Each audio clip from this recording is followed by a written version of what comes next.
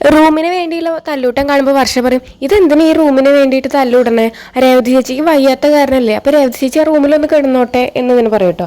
അപ്പോൾ ശ്രുതി പറയും വർഷ നീ ഇതിൽ ഇടപെടണ്ട, കാരണം അടുത്ത ആഴ്ച നിങ്ങളെ ടേണല്ലേ, അപ്പം നിനക്കും ഇതിൻ്റെ ബുദ്ധിമുട്ട് എന്താണെന്ന് മനസ്സിലാവുമെന്ന് പറയും.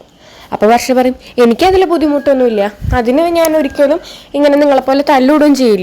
ആ ആഴ്ചയിൽ കഴിഞ്ഞാൽ ഞാൻ ശ്രീകാന്തിനും കൂടിയിട്ട് എൻ്റെ വീട്ടിലേക്ക് പോകും, അപ്പോൾ പിന്നെ കുഴപ്പമില്ലല്ലോ, എനിക്ക് AC ഇല്ലാണ്ടൊന്നും കിടന്നുറങ്ങാനേ പറ്റില്ല എന്ന് തന്നെ പറയട്ടോ. അപ്പോൾ ചന്ദ്ര ചോദിക്കും ശ്രീകാന്ത് എന്താണ് അവൾ പറയണേ, നിങ്ങൾ അവളുടെ വീട്ടിലേക്ക് പോവുകയാണോ ചോദിക്കുമ്പോൾ ശ്രീകാന്ത് പറയും എനിക്കറിയില്ല, ഞാനിതിപ്പോഴാണ് അറിയണേ എന്നിങ്ങനെ പറയട്ടോ. അതിനുശേഷം രവി പറയും ആരും ഇപ്പോൾ എവിടേക്കും പോകണ്ട, ഇന്ന് ചന്ദ്രയുടെ കൂടെ കിടന്നാൽ മതി, എന്താ പറയുക രേവതി, അതുപോലെ ശ്രുതിയും ചന്ദ്രയുടെ കൂടെ കിടന്നാൽ മതി, ഞങ്ങൾ 3 പേരും കൂടി ശ്രുതിയുടെ റൂമിലും കിടന്നോളാം എന്നിങ്ങനെ പറയട്ടോ. അപ്പോൾ ശ്രുതി പറയും അയ്യോ എനിക്ക് ശ്രുതി ഇല്ലാണ്ട് കിടക്കാൻ പറ്റില്ല എന്നൊക്കെ തന്നെ പറയും.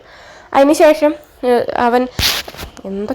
സച്ചി രേവതിക്ക് മരുന്ന് കൊടുക്കുകയാണ്. മരുന്ന് കൊടുത്തതിന് ശേഷം അവിടേക്ക് അച്ഛൻ വരുമ്പോൾ ഇന്ന് മോളിനി വെറുതെ ടെറസിലും ഹോളിലൊന്നും ആയിട്ട് കിടക്കേണ്ട വെച്ചിട്ടാണ് ഞാൻ ചന്ദ്രയുടെ കൂടെ കിടന്നോളാൻ പറഞ്ഞത് എന്നിങ്ങനെ പറയും കേട്ടോ. അപ്പം സച്ചി പറയും അതെന്തായാലും ഇപ്പോൾ നന്നായിട്ടുണ്ട്, ഇതിപ്പോൾ ജയിൽ പുള്ളികളെയും നിരപരാധീനെയും കൂടിയിട്ട് ഒരൊറ്റ വാർഡിലിട്ട പോലെ ആയില്ലേ ഇപ്പോൾ ഇത് എന്നിങ്ങനെ പറയും കേട്ടോ. അയ്യോ അത് ഞാൻ അങ്ങനെ ശ്രദ്ധിച്ചില്ല, ഞാൻ അങ്ങനെയൊന്നും വിചാരിച്ചിട്ടല്ല പറഞ്ഞത് എന്നൊക്കെ തന്നെ പറയും. അത് കുഴപ്പമില്ല അച്ഛാ, കുഴപ്പമില്ല ഞാൻ കിടന്നോളാം, ഒരു ദിവസത്തെ കാര്യമല്ലേ ഉള്ളൂ എന്നൊക്കെ അങ്ങനെ പറയും.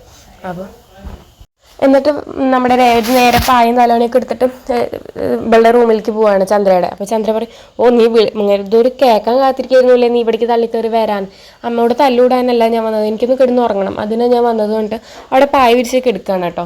അങ്ങനെ സച്ചിയാണെങ്കിൽ സുധീനെ കെടുക്കാൻ സമ്മതിക്കാണ്ട് ഓരോ കഥകളൊക്കെ സുധീനെ കളിയാക്കി പറഞ്ഞുകൊണ്ടേ ഇരിക്കുകയാണ്. അതൊക്കെയാണ് ഇന്നത്തെ എപ്പിസോഡിൽ.